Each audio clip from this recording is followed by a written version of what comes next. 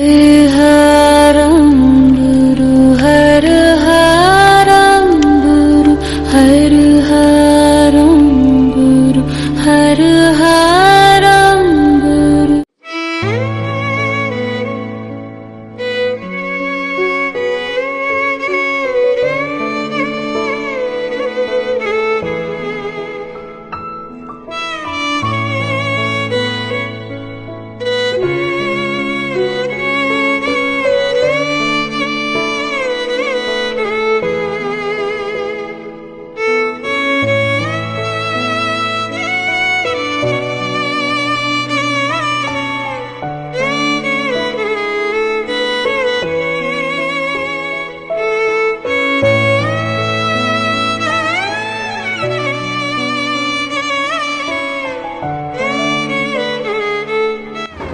নমস্কার। The power of astrology Sumanta ji Chowdhury আমার এই ইউটিউব চ্যানেলে আপনাদের সবাইকে স্বাগত। শুক্রাদিত্য যোগ এই যে জানুয়ারি মাসে মকর রাশিতে সৃষ্টি হয়েছে, শুক্র এবং রবির যে একত্রীকরণ তা কিন্তু শনির ঘর মকরের ঘরে কিন্তু সৃষ্টি হয়েছে। এর ফলে তুলা রাশির জাতক জাতিকাদের জীবনে কি প্রভাব বিস্তার করতে পারে। আমি আগেও বলেছি 2026 বা মিডল ফেজ 2025 থেকেই তুলা রাশির কিন্তু অন্তত সার্বিক মতে যদি লক্ষ্য করা যায় গ্রহগত অবস্থান অত্যন্ত স্ট্রং জোনে ছিল আছে, এবং 2026 এর যদি আমি এন্ড অফ জুলাই পর্যন্ত দেখি তাহলে সেক্ষেত্রেও কিন্তু অত্যন্ত স্ট্রং জোনে থাকার জায়গাটা আমি লক্ষ্য করতে পারছি। তাহলে তুলা রাশি দ্বারা যদি ক্যালকুলেশন করা যায় তাহলে সেক্ষেত্রে কিন্তু আমি যেটা দেখতে পাচ্ছি ফোর্থ হাউস রাজযোগ সৃষ্টি হচ্ছে। শুক্রাদিত্য যে যোগ সেই যোগটা কিন্তু রাজযোগ এবং অত্যন্ত স্ট্রং রাজযোগ, সেটা কিন্তু আমরা মোটামুটিও যারা অ্যাস্ট্রোলজি নিয়ে চর্চা করি তারা আমরা জানি। এখন ব্যাপার যেটা হচ্ছে ফোর্থ হাউস যখন রাজযোগ সৃষ্টি হচ্ছে, ফোর্থ হাউস এমনিতেই কিন্তু তুলা রাশির অত্যন্ত উচ্চস্তর ছিল। যখন রাজযোগ সৃষ্টি হয় ফোর্থ হাউস দ্বারা আমরা অনেক কিছুকে বুঝি। ফার্স্ট যেটা বুঝি যে আমরা যে সফলতাটা চাইছি, সৌকর্ম স্বনিন্দতি স্বপ্রভেদ সুচিতা ত্যাজ্যতি প্রাণ পাপিস্তা প্রণ পিকৌনি স্বাদৌরিব্য সুচিত সৌভং সার্বা, সেই সফলতার আমরা কি উপযুক্ত হচ্ছি?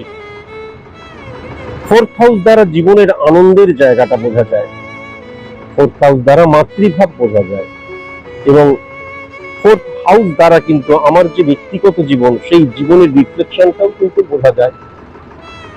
এই ক্ষেত্রে কি হবে, আমার যে ব্যক্তিগত জীবনের সফলতা, আমার যে শান্তির জায়গাটা এবং আমার সফলতা বা জয়ী হওয়ার জন্য নিজেকে যে প্রস্তুত করার জায়গাটা, সেই জায়গাটাই কিন্তু অন্যের পজিটিভ প্রভাব মারাত্মক ভাবে থাকবে, এটাও কিন্তু ডেফিনেটলি ভাবে বলা যায়। ফার্স্ট।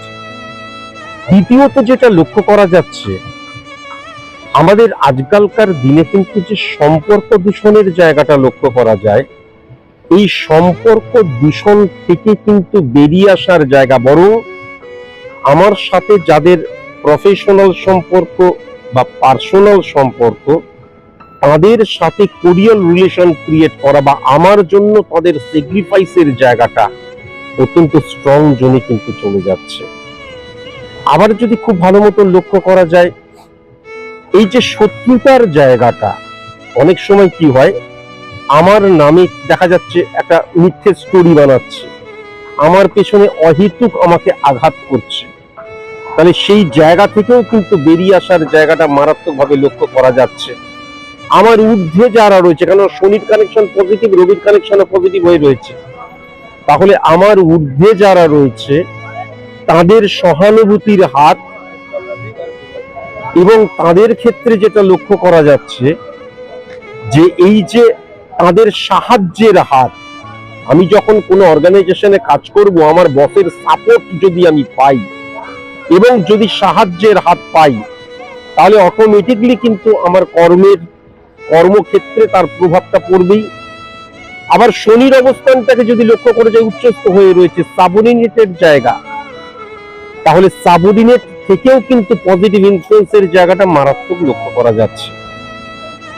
ইম্পর্টেন্ট ফ্যাক্টর যেটা লক্ষ্য করা যাচ্ছে যে 9 জানুয়ারি থেকে শুরু করে 23 মার্চ পর্যন্ত আর্থিক, আমি জানিও না, হঠাৎ করে আর্থিক দিক দিয়ে অত্যন্ত শক্তিশালী হয়ে উঠলাম। মানে আমার আর্থিক অবস্থানটা দেখা গেল মাস গেলে আমি 20,000 টাকা পাই, তাহলে 40-50,000 টাকা পাওয়ার মতন রেঞ্জ আমার উঠবে। যদি 1 লাখ টাকা পাই, তাহলে দেখা যাবে 3-4 লাখ টাকা পাওয়ার মতন রেঞ্জ উঠবে। আবার যদি খুব ভালো মতন দেখা যায়, সাবঅর্ডিনেট সাপোর্টের জায়গাটা কিন্তু বিজনেসম্যানদের ক্ষেত্রেও মারাত্মক লক্ষ্য করা যাচ্ছে। বিজনেসের জায়গাটা 7th হাউসকে অত্যন্ত পজিটিভ করে দিচ্ছে। আবার যদি খুব ভালো মতন লক্ষ্য করা যায়, তাহলে সার্ভিস হোল্ডারদের ক্ষেত্রে অত্যন্ত পজিটিভ করে দিচ্ছে। সবচেয়ে ইম্পর্টেন্ট ফ্যাক্টর যেটা লক্ষ্য করা যাচ্ছে, সাবঅর্ডিনেট সাপোর্টের জায়গা এবং এই যে তাদের যে সাপোর্ট এবং তারা যে সাহায্য করবে আমার উন্নতির জন্য, অন্যদের স্যাক্রিফাইসের জায়গাটা মারাত্মকভাবে লক্ষ্য করা যাচ্ছে। এছাড়াও এই যে লিগ্যাল অ্যাক্টিভিটিস, এই লিগ্যাল অ্যাক্টিভিটিসের জায়গাও কিন্তু আমি জোরালো হয়ে যাব। আমরা অনেক সময় কিন্তু ফাটকা রিলেটেড জায়গা থেকে বা অন্য যে কোনো প্রভাব থেকে অর সিচুয়েশন, দেখা গেল ইল্লিগেল চিন্তাধারাও চলে এলো বা ইল্লিগেল রুটে চলে গেলাম। ইল্লিগেল রুটে যাওয়ার প্রথম অবস্থান হচ্ছে ফাটকাকে বিশ্বাস করা। আর যখনই ফাটকাকে বিশ্বাস করতে শুরু করব, তখনই মনে করব কি লাক, ভাগ্য, নিয়তি, ভাগ্যে আছে, একবার করে দেখি। এই টেন্ডেন্সিটা আমাকে কিন্তু আস্তে আস্তে আরো ডিক্রিজ করে দেবে। তাহলে সেখান থেকে বেরিয়ে আসার জায়গাটা অত্যন্ত পজিটিভ সময় চলছে, সেটা অত্যন্ত স্টেবল এবং জোরালো অবস্থান কিন্তু সৃষ্টি করবে, সেই জায়গাটা কিন্তু লক্ষ্য করা যাচ্ছে। এখন শুক্রের অবস্থান যখন রাজযোগ সৃষ্টি করছে, এবং যদি খুব ভালো মতন লক্ষ্য করা যায়, তাহলে তুলা রাশির অধিপতি গ্রহ কিন্তু শুক্র, তাহলে সেক্ষেত্রে 8th হাউসের রিফ্লেকশন কি করবে?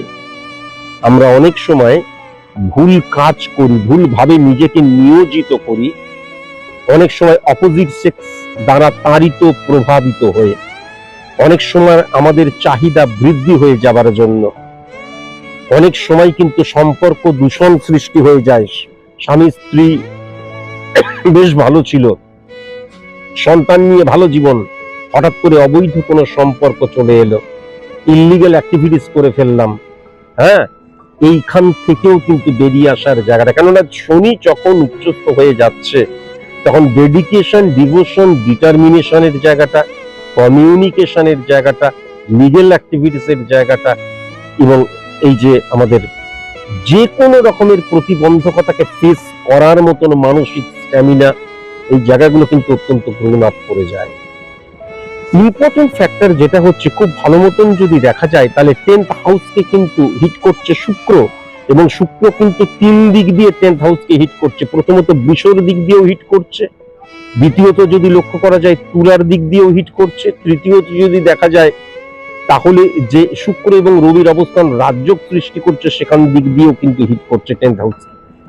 আমি 10th হাউস মানে বারবার ধরে কিন্তু বলেছি 1-6-10 কানেকশন সার্ভিস ক্ষেত্র, 1-7-10 কানেকশন বিজনেস ক্ষেত্র, 1-5-10 কানেকশন সফলতার ক্ষেত্র, 1-9-10 কানেকশন উচ্চশিক্ষার ক্ষেত্র, সংযোগের ক্ষেত্র, পালনকর্তার ক্ষেত্র, গুরু টিচার পথপ্রদর্শকের ক্ষেত্র। তাহলে 10 নম্বর ঘরটা ক্ষেত্র, সেইটা যখন 3 দিক দিয়ে জোরালো হয়ে গিয়ে রাজযোগটাকে আরো স্ট্রং করে দিচ্ছে, লিখে দেওয়া যায় যে 1 থেকে 11 পর্যন্ত যত কটা ভাব রিপ্রেজেন্ট করছে আমাদের জীবনের যত কটা দিককে, প্রত্যেক 12 নম্বর ভাবকে বলা হচ্ছে না কেন, তার কারণ 12 নম্বর ভাব মানে 1 থেকে 11 পর্যন্ত যত কটা ভাব, তার ব্যয়ের স্থান 12 নম্বর ঘর। তাহলে 1 থেকে 11 পর্যন্ত যত কটা ভাব রয়েছে আমাদের জীবনকে রিপ্রেজেন্ট করছে, যে কোনো ভাবে যখন আমার কোনো অড সিচুয়েশন সৃষ্টি হবে সেখান থেকে আমি কিন্তু ওভারকাম করতে পারবো। ইম্পর্টেন্ট ফ্যাক্টর যেটা লক্ষ্য করা যাচ্ছে ভালোরও ভালো হয়, সেটা কিন্তু 23শে জানুয়ারি থেকে আমি যেটা দেখতে পাচ্ছি 17 ফেব্রুয়ারি অপরচুনিটি পাওয়ার জায়গাটাই কিন্তু অত্যন্ত পজিটিভ হয়ে রয়েছে। আমরা অনেক সময় অনেক ভালো জায়গা ফেস করছি, ভালো সময় ফেস করছি, কিন্তু দেখা যায় আমাদের জীবনে সেরকম অপরচুনিটি আসছে না। আমি নিজেকে তৈরি করে রেখে দিয়েছি কিন্তু অপরচুনিটি আসছে না। তাহলে সেই জায়গায় কিন্তু ডেফিনিট ভাবে অপরচুনিটি পাওয়ার জায়গাটা, অপরচুনিটি আসার জায়গাটা এবং অপরচুনিটিকে আমি ব্যবহারও করতে পারবো, কেননা আমি প্রস্তুত থাকবো, সেটাও কিন্তু মারাত্মকভাবে লক্ষ্য করা যাচ্ছে। এখন ইম্পর্টেন্ট ফ্যাক্টর যেটা হচ্ছে 11th হাউসকে যদি লক্ষ্য করা যায়, তাহলে এই যে বন্ধুত্বের জায়গাটাই নেগেটিভ স্কিপ এবং 11th দ্বারা বন্ধুত্বের যে জায়গাটা, তাহলে কিন্তু বন্ধুত্বের মানে ফ্রেন্ড থেকে ফ্রেন্ডশিপ থেকেও কিন্তু স্টেবিলিটির জায়গা বা সেখান থেকে উপকৃত হওয়ার জায়গা। এবং যেহেতু 5 নম্বর 9 নম্বর এবং 11th হাউস কানেকশন, এমন কেউ দেখা যাচ্ছে খুব একটা বন্ধুত্ব নেই, তাদের দিক দিয়েও কিন্তু সাপোর্টিভ জায়গাটা লক্ষ্য করা যাচ্ছে। এমন অনেকে রয়েছে, প্রেমিকা হতে পারে, বাবা হতে পারে, মা হতে পারে, ভাই হতে পারে, বোন হতে পারে, প্রথমে তো বন্ধু হতে হবে, বন্ধু মানে তো বন্ধন, তাহলে সেই বন্ধনের জায়গাটা কিন্তু জোরালো হচ্ছে। তাহলে এই যাদের বন্ধুত্বের জায়গাটা অত্যন্ত পজিটিভ হয়ে যাচ্ছে। এবং সবচেয়ে ইম্পর্টেন্ট ফ্যাক্টর যেটা, যে আমার যে কোনো সিচুয়েশনে আমার পাশে এসে দাঁড়ানোর মানুষ, এইটা কিন্তু এই সময়টাই জোরালো হয়ে যাচ্ছে। যদিও আমি বারবার ধরে বলছি যে আমি যদি তুলা রাশি সাপেক্ষে লক্ষ্য করি, তাহলে কিন্তু আমি অন্যের দ্বারা চালিত পরিচালিত বিন্দুমাত্র কখনো হব না। গ্রহের যে অবস্থান, যে কোনো জিনিস কনফিডেন্সের জায়গাটা আমার একদম 100% থাকবে এবং আমি যে কোনো কাজ করার আগে কিন্তু সেই কাজটাকে নিয়ে ভাববো, স্ক্রুটিনি করব, ফাইন্ড আউট করব। সুতরাং সেক্ষেত্রে অন্যের উপর ডিপেন্ড করতে হবে না। কিন্তু এমন অনেক মানুষ আছে যারা আমার দুর্দিনে আর খুঁজেই পাওয়া যায় না, সুখের দিনে পাশে এসে গুড়গুড় ঘুরঘুর করে। তাহলে এই ধরনের মানুষ কিন্তু আস্তে আস্তে ডিলিট হয়ে যাবে, এটা কিন্তু ডেফিনিট ভাবে কিন্তু লক্ষ্য করা যাচ্ছে। এবার যদি 11th হাউস থেকে 10% সফল হয়েছি, সেখান থেকে 30% 50% সফলতাকে ত্বরান্বিত করাকে বোঝায়, তাহলে সেই জায়গাটাও অত্যন্ত পজিটিভ কিন্তু লক্ষ্য করা যাচ্ছে। সফলতাকে ত্বরান্বিত করার জায়গাটাও কিন্তু অত্যন্ত পজিটিভ লক্ষ্য করা যাচ্ছে। আবার যদি খুব ভালো মতন আমি 11th হাউসের যে অবস্থান দেখি, কর্মফলের জায়গাটা, তাহলে সেক্ষেত্রে কিন্তু সংযোগের একটা প্রভাব, আমি যাকে সোকল্ড যাকে আমরা লাক, নিয়তি, ভাগ্য বলি, সেটাও থাকবে, ফিজিক্যাল অ্যাক্টিভিটিস থাকবে। আবার কিন্তু আমার যে যুক্তি বুদ্ধির যে প্রভাব, সেটাও কিন্তু লক্ষ্য করা যাচ্ছে। তাহলে অত্যন্ত পজিটিভ সময় হয়ে উঠছে কিন্তু এই যে রাজযোগ সৃষ্টি হচ্ছে, তার ফলে তুলা রাশির জাতক জাতিকাদের ক্ষেত্রে। আমি এই যে পুরো আলোচনাটা করলাম, এটা কিন্তু সম্পূর্ণ সার্বিক মতে আলোচনা করলাম। যদি আপনাদের মনে হয় যে স্পেসিফিক ভাবে আমি আমার সম্পর্কে জানতে চাই, তাহলে অবশ্যই কিন্তু কোনো ভালো অ্যাস্ট্রোলজারের কাছে যাওয়া প্রয়োজন। আমার কাছে যদি আসতে হয়, তাহলে আমার 3টি নিয়ম রয়েছে। আমি কিন্তু সেলিব্রিটিদের এবং পলিটিশিয়ানদের প্রেডিকশন করি না, এবং যারা হাতের মধ্যে জেমস্টোন পরে আছেন, জেমস্টোনকে যারা রেমেডি বলে মনে করেন, তাদের কিন্তু আমি কখনো প্রেডিকশন করি না, চেম্বারেই ঢুকতে দিই না। এবং এলাম, শুনলাম, বাড়ি চলে গেলাম, কখনোই আসবেন না অর্থ খরচ করতে। আমার চেম্বার ফিস কিন্তু 3000 টাকা, অনলাইন প্রেডিকশন ফিস 5000 টাকা, অনেক বেশি। তাহলে আপনি যদি সিরিয়াস হন, কেননা একজন সাইন্টিফিক অ্যাস্ট্রোলজার কখনোই কিন্তু আপনার পজিটিভ সাইড নিয়ে আলোচনা করবেন না, তিনি প্রেডিক্টর, তিনি প্রেডিকশন করবেন, আপনার নেগেটিভ সাইডটাকে তুলে ধরবেন, পজিটিভ সাইডটাকে রেকটিফাই করার প্রয়োজন পড়ে না, নেগেটিভ সাইডটাকে তুলে ধরবে। আপনি শুনলেন, শুনে বাড়ি চলে গেলেন, তাহলে আসবেন না। শুনে বাই হুক বাই ক্রুক যেভাবেই হোক নেগেটিভিটিটাকে অফ করব, এতটাই সিরিয়াস যদি হন, তবেই কিন্তু আমার চেম্বারে আসবেন। আজকের মতন এটুকুই, নমস্কার।